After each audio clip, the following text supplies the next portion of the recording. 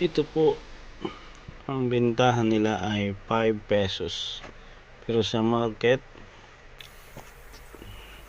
3.20. Ito naman, piso ang isa. Sa market.